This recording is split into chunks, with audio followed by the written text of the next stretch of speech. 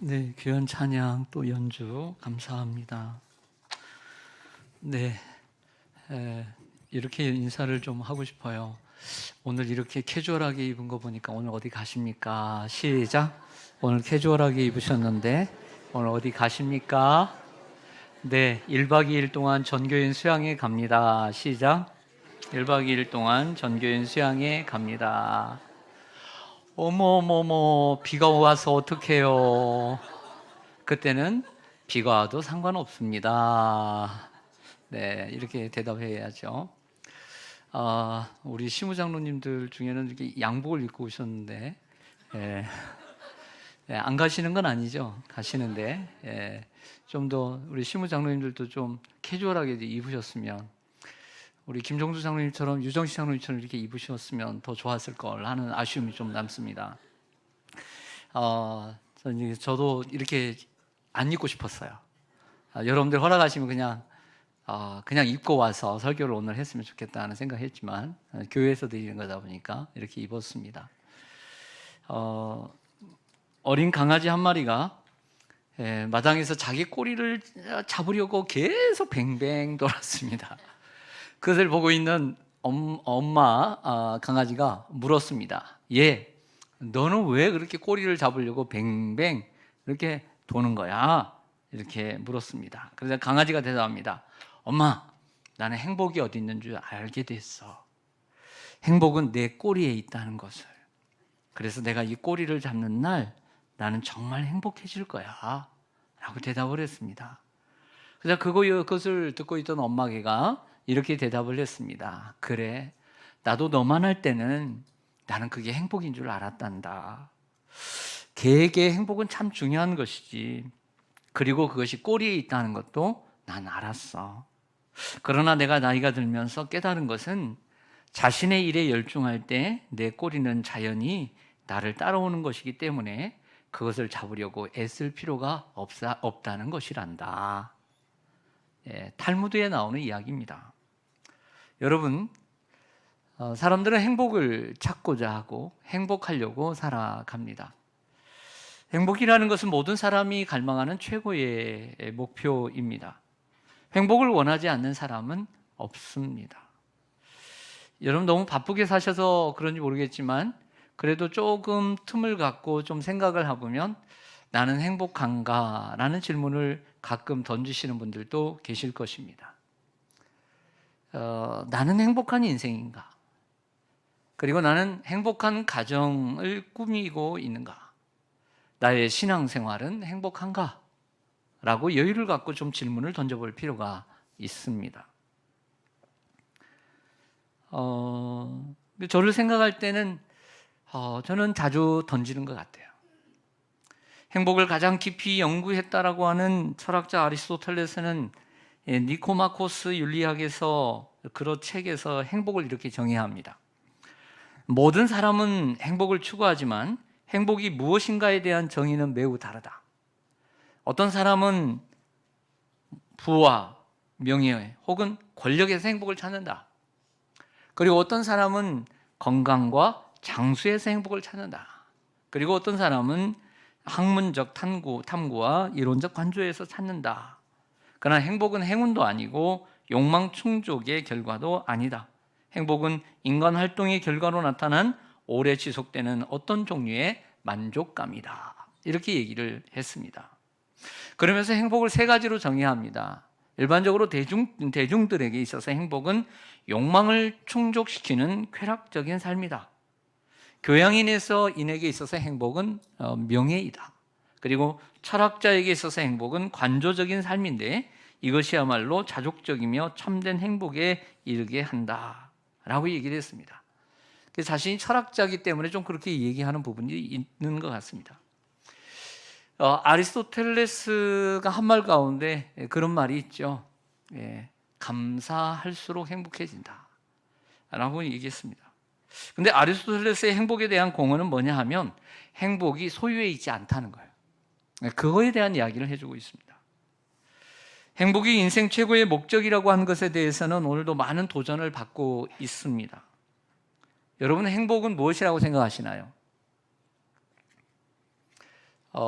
근본적인 이야기를 다시 한번 현실적인 이야기를 던져볼게요. 여러분들 행복하십니까?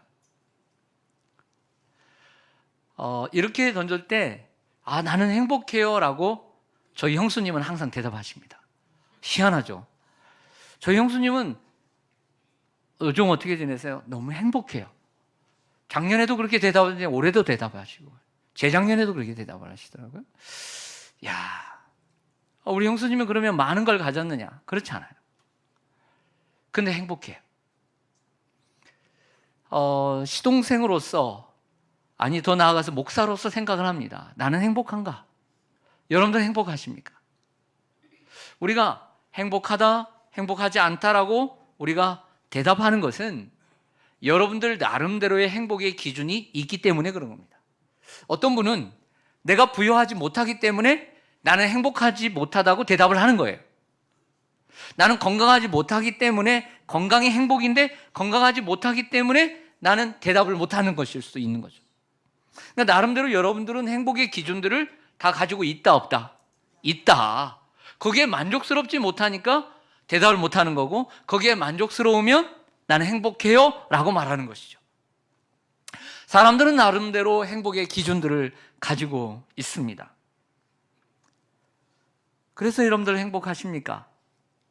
만약 행복하지 않으시다면 행복의 기준을 바꿔보시는 건 어떨까요?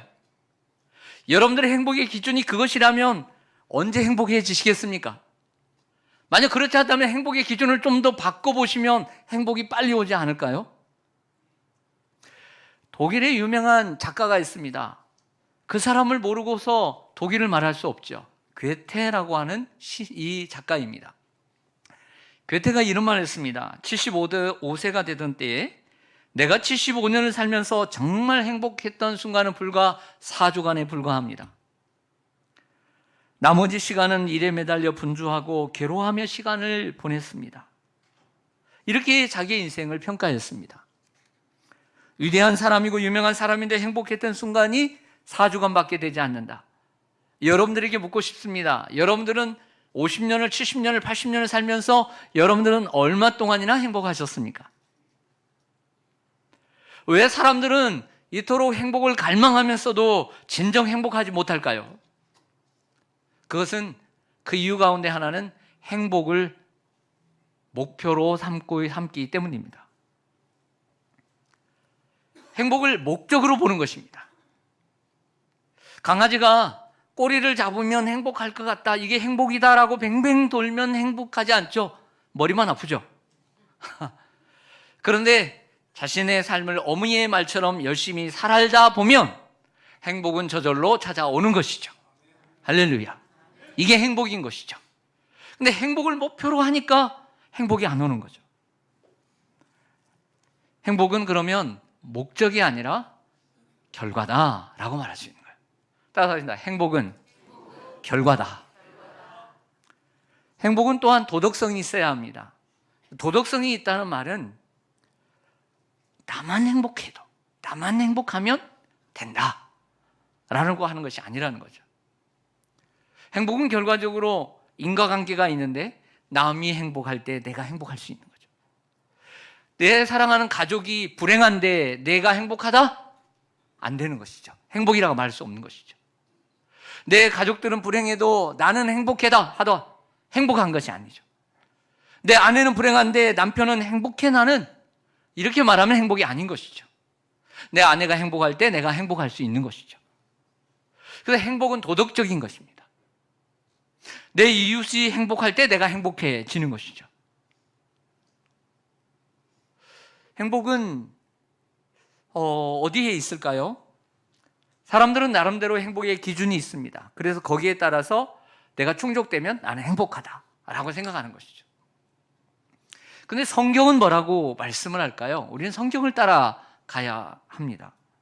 오늘 잠언 15장 16절을 보시겠습니다. 잠언 15장 16절 보시면 같이 읽겠습니다. 시작. 가산이 적어도 여호와를 경외하는 것이 크게 부하고 번뇌하는 것보다 나으니라. 아멘. 가산이 적어도 여호와를 경외하는 것이 크게 부하고 번뇌하는 것보다 낫다고 했습니다. 그러면 이 말씀 속에 행복의 길이 있습니다. 무엇일까요? 가산이 적어도 여호와를 경외하는 것이 크게 부하고 번뇌하는 것보다 나으니라. 그럼 이 말씀의 행복의 길이 무엇일까요? 그렇죠. 첫째로 여호와를 경외하는 가정이 행복한 가정이요, 행복한 인생인 줄로 믿습니다. 재산이 많아 번뇌하는 가정보다 비록 가진 것이 적어도 여호와를 경외하며 사는 가정이 행복한 가정입니다. 우리나라가 선진국 반열에 올라섰습니다. 감사한 일이죠. OECD 38개국 가운데 우리나라의 행복지수가 몇 위인가를 조사를 했습니다. 몇 위였을까요? 33위를 차지했습니다. 재작년에는 35위였는데 33위로 올라왔습니다. 감사한 일인지 모르겠습니다. 그렇다면 오늘 어린이날인데 우리 어린이들의 행복지수는 몇 위일까요? 최하위입니다.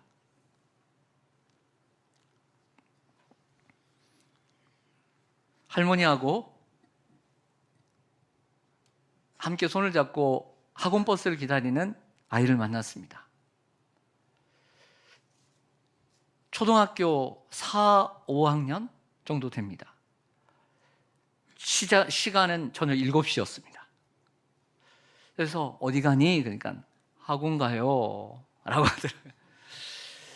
아니, 오늘 갔다 오지 않았어? 갔다 왔어요. 얼굴이 기쁘지 않아요. 금요일 저녁 7시인데 학원을 가야 된대요. 10시에는 돌아올 것 같아요. 행복할까요? 행복하지 않죠. 네.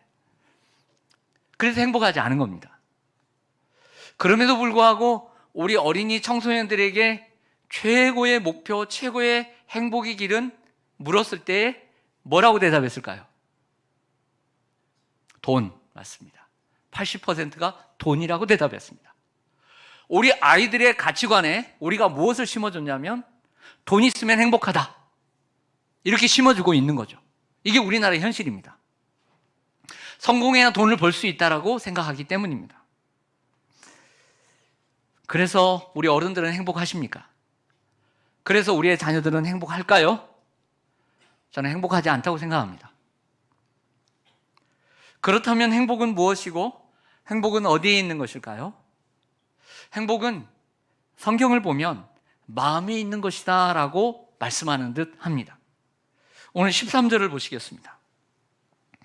13절을 보면 마음의 즐거움은 얼굴을 빛나게 하여도 마음의 근심은 심령을 상하게 하느니라. 아멘. 마음의 즐거움은 얼굴로 나타나게 되어 있습니다. 얼굴에 짜증이 보이고 슬픈데 행복하다고 할 수 없죠. 그래서 얼굴은 마음의 거울입니다. 그리고 행복의 점수표입니다. 여러분들 행복하지 않은데, 마음이 즐겁지 않은데 얼굴이 밝아요, 안 밝아요? 안 밝죠. 옆에 있는 거 한번 바라보실까요? 밝은지 안 밝은지. 네. 누가 행복한 것 같아요? 얼굴이 밝은 사람이죠. 근데 마음이 즐겁지 않은데 그래도 얼굴을 밝게 웃어야 될 때가 있습니다. 언제일까요? 고객을 대할 때. 고객을 대할 때는 밝아야 합니다.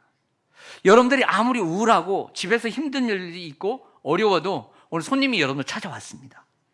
여러분들, 나 오늘 괴로우니까 알아서 해, 이렇게 할 수 있나요? 없죠. 여러분들 저에게는 고객일까요, 아닐까요? 이상한데 이거 말이. 가족이죠. 가족이지만 주일날 만나는 여러분들도 저에게는 뭘까요? 고객의 측면이 있어요, 없어요? 있죠. 그럼 제가 불행한데? 불행한다는 것은 얼굴 관리 안 하고 나 오늘 힘들어요, 나 힘든 거 알아주세요, 나 짜증나요, 나 오늘 고통스러워요, 아파요, 이렇게 하면 될까요, 안 될까요? 안 되죠. 여러분들도 여러분들에게 오는 손님을 짜증스럽게 하지는 않잖아요. 사랑하는 여러분, 그러나 우리가 행복하지 않아도 사람들 앞에서는 행복한 척 할 수 있지만 우리가 행복한데 불행한 척은 할 수가 없는 거예요. 억지로. 우리가 행복하지 않은데 나 행복해요라고 연기는 가능해요. 사람들 앞이니까, 고객 앞이니까. 그런데 내가 행복한데 불행하다라고 연기는 안 돼요. 자연스러우니까. 여러분 자연스럽게 행복하시길 바랍니다. 여러분들 행복이 언제 행복했습니까? 마음이 즐거울 때 행복한 거죠. 15절 말씀에 보면 다시 한번 이렇게 말합니다. 고난받는 자는 그날이 다 험악하나 마음이 즐거운 자는 항상 잔치하느니라. 아멘. 마음의 즐거움이 바로 행복인 것이죠. 그래서 행복하냐 행복하지 않느냐는 것은 우리의 마음에 달려있다라고 할 수 있고, 마음이 어떠냐에 따라서 달려있다라고 할 수가 있습니다. 그러면 성경은 행복이 어디에서 오는지 말씀해 줍니다. 신명기 6장 24절입니다. 여호와께서 우리에게 이 모든 규례를 지키라 명령하셨으니 이는 우리가 우리 하나님 여호와를 경외하여 항상 복을 누리게 하기 위하심이며 또 여호와께서 우리를 오늘과 같이 살게 하려 하심이라. 우리가 우리 하나님 여호와를 경외하여 항상 복을 행복이라고 해요. 하나님을 경외함으로써 우리가 행복하기를 하나님은 원하십니다. 그러므로 참된 행복의 길은 여호와를 경외하는 것이죠. 신명기 10장 12절과 13절에 보면 이스라엘아 내 하나님이 여호와께서 내게 요구하시는 것이 무엇이냐? 곧 내 하나님 여호와를 경외하며 그의 모든 도를 행하고 그를 사랑하여 마음을 다하고 뜻을 다하여 내 하나님 여호와를 섬기고 내가 오늘 내 행복을 위하여 내게 명하는 여호와의 명령과 규례를 지킬 것이 아니냐. 아멘. 하나님의 요구가 무엇이냐면 하나님 여호와를 경외하는 것이다. 그래서 그 도를 지키고 그분을 사랑하고 그분을 따르면 우리에게 행복이 온다 라고 성경은 정해져 있는 것이죠. 그러므로 참된 행복은 여호와를 경외하는 데 있는 줄로 믿습니다. 여러분 사람들이 돈이 많습니다. 그런데 하나님을 경외하지 않는 가정입니다. 행복해 보입니까? 우리 그리스도의 눈에는 행복해 보이지 않습니다. 절대로. 여러분들의 가정이 행복하냐 행복하지 않느냐의 기준을 정하십시오. 먼저 하나를 올려드립니다. 여호와를 경외하는 가정입니까? 여호와를 경외하는 가정이면 행복한 것입니다. 비록 가난해도, 비록 아파도, 비록 문제가 있어도 여호와를 경외하는 가정은 행복한 가정인 줄로 믿습니다. 사랑하는 성도 여러분, 문제는 사람들이 이해한 하나님의 말씀 안에서 하나님 안에서 행복을 누리려고 하지 않는다는 것입니다. 더 큰 문제는 하나님을 믿는 우리 그리스도인들조차도, 많은 성도들조차도 하나님의 말씀에 따라서 행복을 추구하지 않는다는 데 있습니다. 세상 사람들은 행복을 어떻게 추구합니까? 많이 소유하고 많이 누리는데 행복을 추구합니다. 그게 조건입니다. 근데 우리 그리스도인들도 거기서 행복을 누리려고 합니다.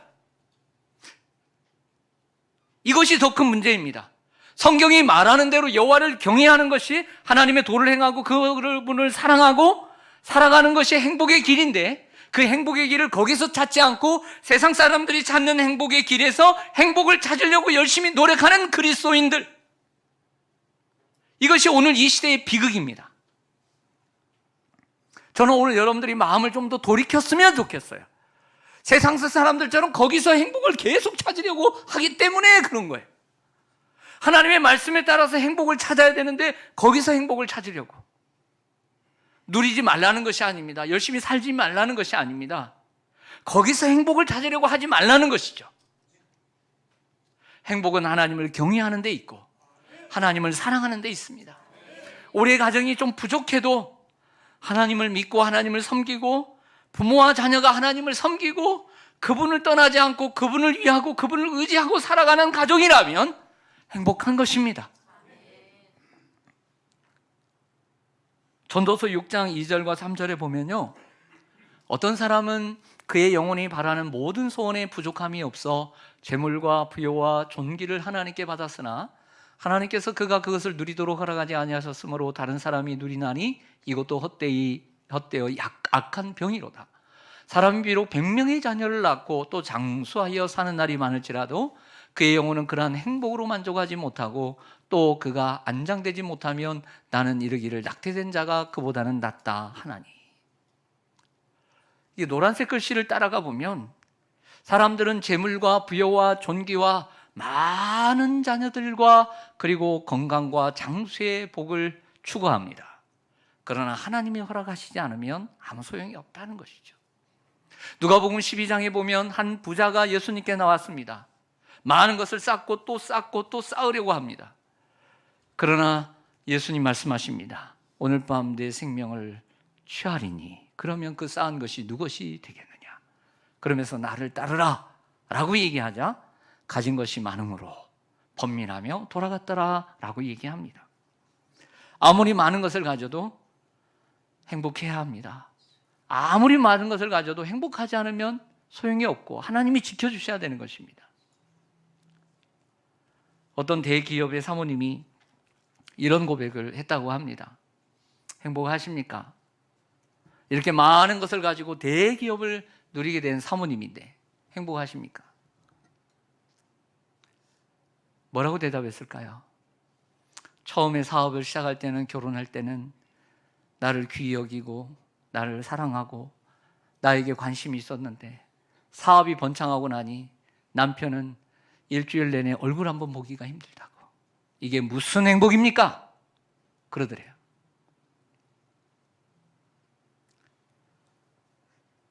많은 것을 가졌다고 행복이 찾아온 건 아닙니다.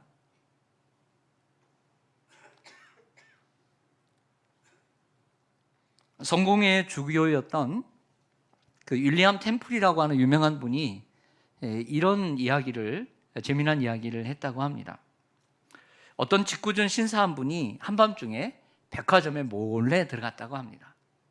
백화점에 몰래 들어가서 한 일은 가격표를 바꿔놓는 일이었다고 합니다. 비싼 가격표는 싼 가격표로 바꾸고 싼 가격표는 비싼 가격표로 바꿔놓는 일을 했다고 합니다. 그리고 그 다음날 오픈이 되었습니다. 이제 점원들이 나와서 장사를 시작을 했죠. 어떤 일이 벌어졌을까요? 아무 일도 없었답니다. 잘 팔렸답니다. 무슨 얘기냐면 현대인들의 가치관을 꼬집은 이야기입니다. 무엇이 얼마나 가치가 있는지를 잘 모른다는 것이죠. 현대인들은 무엇을 보고 살아가느냐? 가격표를 보고 살아간다. 가격표를 보고 살아가는 현대인들과 이 시대를 꼬집은 이야기입니다. 여러분은 무엇을 보고 살아가십니까? 가격표를 혹시 보고 살아가지는 않습니까? 만약에 그 가격표대로 우리의 행복이 점수가 매겨진다면 여러분들은 몇 점이나 되겠습니까? 얼마나 행복하시겠습니까? 만약에 하나님께서 우리가 보는 이 세상 사람들이 보는 세상의 기준과 세상의 가격표, 그 가치관으로 여러분에게 행복의 가격표를 매긴다면 여러분은 얼마짜리일까요? 저는 별로 점수가 안 될 것 같아요. 그리고 얼마나 행복할까요? 하나님은 세상의 가치관으로 우리를 바라보지 않으십니다. 하나님의 눈으로, 하나님의 가치관으로, 하나님의 기준으로 우리를 보시는 줄로 믿습니다. 조건 없이 사랑해 주십니다. 비록 세상에서 무시를 당하고 어떤 일을 당할지라도 하나님은 여러분을 사랑하시고 너는 행복한 사람이라고 말씀해 주십니다. 비록 가진 것이 적어도, 비록 많은 고난을 당해도 우리가 구원받은 하나님의 사람으로서 행복한 사람임을 알아야 합니다. 신명기 22장 29절 말씀을 같이 읽겠습니다. 시작. 이스라엘아 너는 행복한 사람이로다. 여호와의 구원을 너같이 얻은 백성이 누구냐? 그는 너를 돕는 방패시요 내 영광의 칼이시로다. 내 대적이 내게 복종하리니 내가 그들의 높은 곳을 밟으리로다. 아멘. 너는 행복한 사람이로다. 왜요? 너와 같이 구원을 받은 사람이 어디 있느냐? 내가 저 하늘에서 독수리의 날개처럼 너희에게 쭉 내려와서 내가 너희를 받들어 주리라. 그리고 내가 너를 도우리라 라고 말씀하십니다. 여러분들이 가정이 행복한가, 또 여러분들이 행복한가라고 하는 것은 기준은 하나님을 내가 경외하는가, 여기에 기준을 삼아야 된다는 것입니다. 두 번째로 하나님이 주시는 행복의 길은 잠언서 15장 17절을 보겠습니다. 잠언 15장 17절.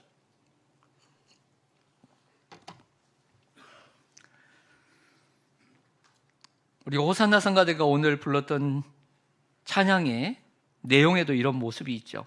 내용이 있습니다. 시작. 채소를 먹으며 서로 사랑하는 것이 살찐 소를 먹으며 서로 미워하는 것보다 나으니라. 아멘. 둘째로 성경은 말합니다. 서로 사랑하며 화목하게 사는 것이 그런 가정이 행복의 가정이다. 그게 가정의 또 행복의 기준이라는 거죠. 비록 먹을 것이 많지 않아도 서로 사랑하며 아껴주는 가정이죠. 자, 흥부 가정이 있습니다. 먹을 게 너무 없어요. 애들은 많고. 그런데 화목해요. 형님 놀부 가정이 있습니다. 먹을 건 천지예요. 근데 서로 막 싸우고 형제들이 다투고 으르렁거리고 난리 났습니다. 시끄럽습니다. 어느 가정이 행복할까요? 흥분의 가정이죠. 우린 가끔씩 TV에서 아프리카에 사는 아빠도 없이 엄마가 몇 아이를 기르는 모습들을 보게 됩니다. 그 아이들이 엄마가 일을 나가고 난 다음에 언니가 동생이 또 동생을 봅니다. 그리고 점심때가 되었습니다. 엄마가 해놓고 놓은 밥, 그 밥밖에 없어요. 밥을 떼어줍니다. 너 이거 먹고 너 이거 먹어. 이건 엄마 거야. 딱 남겨놓습니다. 근데 막내가 그것도 모르고 또 철없이 웁니다. 그러면 또 언니가 엄마 그 밥을 조금 더 덜어서 줍니다. 그럼 맛있게 먹습니다. 비록 가난하죠. 그러나 화목합니다. 여러분 생각해 보십시오. 여러분 30년, 40년, 50년 전에 단칸방에서 시작했습니다. 행복했습니다. 근데 지금은 굴러다녀도 됩니다. 행복하십니까? 많아졌습니다. 편리합니다. 화장실도 밖에 있는데 안에 있고 냉장고도 있고 빨래 손으로 안 해도 됩니다. 무엇이 행복일까요? 예를 들어 어떤 며느리가 시집을 왔습니다. 근데 평범한 가정에 시집을 오다 보니까 많이 받지도 못하고 조금 도움 받았습니다. 근데 시간이 가면서 이 며느리는 시부모님을 만날 때마다, 어머니를 만날 때마다 불평을 늘어놓습니다. 어머니, 우리에게 주신 게 뭐 있어요? 이 애 아빠는 얼마나 무능력한지 몰라요. 맨날 이 얘기만 합니다. 부모님을 만나면 불평이고 남편에게도 늘 불평입니다. 자, 그것보다 더 무서운 게 있습니다. 남편을 무시하고 시부모님을 무시합니다. 그런데 어떤 며느리가 있습니다. 이 며느리가 시집에 올 때는 집이 좀 괜찮게 살았습니다. 그런데 시집 와서 얼마 되지도 않았는데 집이 쫄딱 망했습니다. 그런데도 이 며느리는 시어머니를 자기 집에서 정성껏 모시고 돌봐주었습니다. 더 중요한 것은 그 어머니를 존경하고 위로해 드렸습니다. 이 두 번째 이야기는 사사시대의 나오미와 룻의 이야기를 각색한 것입니다. 그리고 앞에 얘기는 제가 그냥 만든 거죠. 성도 여러분, 행복은 소유에 있지 않습니다. 아무리 소유가 많아도 서로를 돈으로 보고, 부모님에게 뭐가 좀 떨어지나 돈으로 보고, 자식도 돈으로 보고, 언제 좀 주지 않나 돈으로 보고, 안 주면 무시하고, 그게 행복이겠습니까? 행복은 어디에서 오는 겁니까? 행복은 서로를 사랑하고 화목하고 존중히 여기는 데 있는 것입니다. 이웃하여 사는 두 집이 있었습니다. 윗집에는 신혼부부가 3개월 된 신혼부부가 살았습니다. 아랫집에는 주인집이 살았는데 3대가 함께 살았습니다. 그런데 이 신혼이 깨지고 매일 신혼부부는 다툼이 끊이질 않았습니다. 살다 보니까 남편이 후회를 합니다. 이 아내는 말이 부드럽지 않고 행동이 좋지 않아요. 불만입니다. 아내도 불만이 없겠습니까? 남편이 게으릅니다. 잠도 많고 이해심이 없어 적잖이 실망을 하고 있었습니다. 신혼부부는 다시는 안 볼 사람처럼 서로 만나면 매일 싸웠습니다. 그런데 이상하게 아랫집은 3대가 사는데도 늘 조용하고 웃음이 넘치고 찬양 소리가 넘쳤습니다. 이 집에 사는 젊은 부부는 이 3대가 사는 이 아랫집 사람들이 어떻게 살기에 이렇게 화목할까 너무 궁금했습니다. 그리고 우리가 이렇게 살면 안 되겠다. 가서 한번 비법을 좀 배우자 라고 내려갔습니다. 조그마한 선물을 하나 싸들고 찾아갔더니 중간 아들이 있습니다. 그 물었습니다. 사는 자초지정을 얘기하고 우리가 이렇게 돼서 이렇게 돼서 이렇게 해서 이렇게 왔습니다. 그랬더니 이 아랫집 어른이 갑자기 거실에 있는 물이 담겨져 있는 그릇을 발로 툭 쳤습니다. 근데 물이 엎어졌을까요? 안 엎어졌을까요? 엎어졌죠.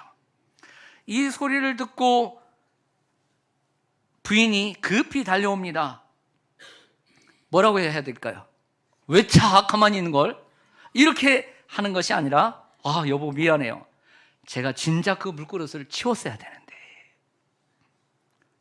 이 소리를 방에서 듣고 있던 할머니가 듣고 얘기합니다. 얘야 며느리야 미안하구나.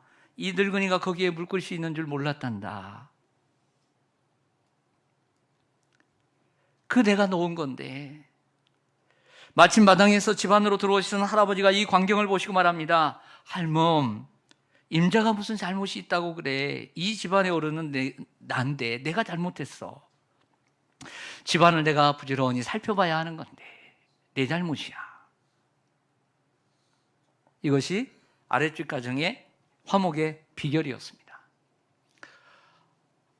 이렇게 설교를 제가 준비하고 난 다음에 어젯밤에 늦게 들어왔거든요. 저희 집에 이렇게 보면 이렇게 여닫이 문, 이 장 같은 게 있습니다. 거기에 뭣도 넣고 이렇게 하는데 그 앞에 뭐가 나와 있길래 제가 이렇게 붙여놨어요. 사람이 다니면 걸리적거리니까. 옷을 갈아입고 이렇게 나왔더니 이게 또 나와 있더라고요. 이게 나올 리가 없는데. 그래서 얘기했죠. 왜 이렇게 나왔냐고 그랬더니 그 광에다가 뭘 넣었다는 거예요. 그럼 넣었으면 제가 그 자리에 놨던 것을 그 자리에 붙여놨어야 되잖아요. 제가 한 소리 했을까요? 안 했을까요? 한 소리를 해버렸어요. 그냥 내가 붙여놓을 걸. 그 방에다가 좀 뭐 넣는 것도 힘들 텐데 하면서 제가 좀 붙여놨으면 되는데 제가 한 소리를 했습니다. 그래서 이게 또 생각이 나는 거예요. 내가 이제 설교할 자격이 있나? 네. 여러분, 제가 이렇게 자꾸 이렇게 얘기를 하다 보면 가정은 화목하지 못하죠. 여러분들의 가정은 화목하십니까? 만약 화목하지 않다면 뭐 때문에 화목하지 않습니까? 분명히 자기가 해야 할 일은 해야 합니다. 하지만 남이 잘 못했을 때는, 부족할 때는 짐을 서로 나눠주는 것이 화목의 비결입니다. 교회도 마찬가지입니다. 목사가 뭘 다 잘하겠습니까? 실수를 할 수 있습니다. 목사가 한번 실수하면 때는 이때다 하고 잡자 막 이렇게 할 것이 아니라 우리 목사님이 바쁘셨나 보다. 그래서 실수하셨나 보다. 그래서 장로님들이 생각이 우리 목사님을 위해서 우리가 기도가 부족했나 보다. 우리가 기도를 더 해드리자. 이런 마음을 갖고 혹시 장로님들이 뭘 잘못하시면 거기서 뭐라고 지적하는 것이 아니라 내가 교육을 잘 못 지켜서 그렇지, 내가 기도가 부족해서 그렇지, 내가 본을 잘 못 보여서 그렇지 하고 목사가 자신을 생각하고 돌아보고, 여러분 주위에 있는 여러분 앞뒤에 앉아 계시는 어떤 성도님이 다 성격도 다르고 또 부족할 수도 있고 연약할 수도 있어요. 그러면 그것을 또 다른 성도한테 쭉 가가지고 그 성도가 이랬대, 성도가 이랬대, 이랬다 하면 거기에 살이 붙어져요, 안 붙어져요? 붙어져요. 내 가족인데, 내 성도들인데. 그게 아니라 그걸 덮어주고 참아주고 이해해줄 때, 어느 순간 내가 실수할 때 내가 그 사람의 실수를 덮어준 것처럼 어느 누구도 내 실수가 있을 때도 또 덮어주지 않겠습니까? 할렐루야. 화목한 가정, 화목한 교회 이루시기를 주님의 이름으로 간절히 소망합니다. 아멘. 기도하겠습니다.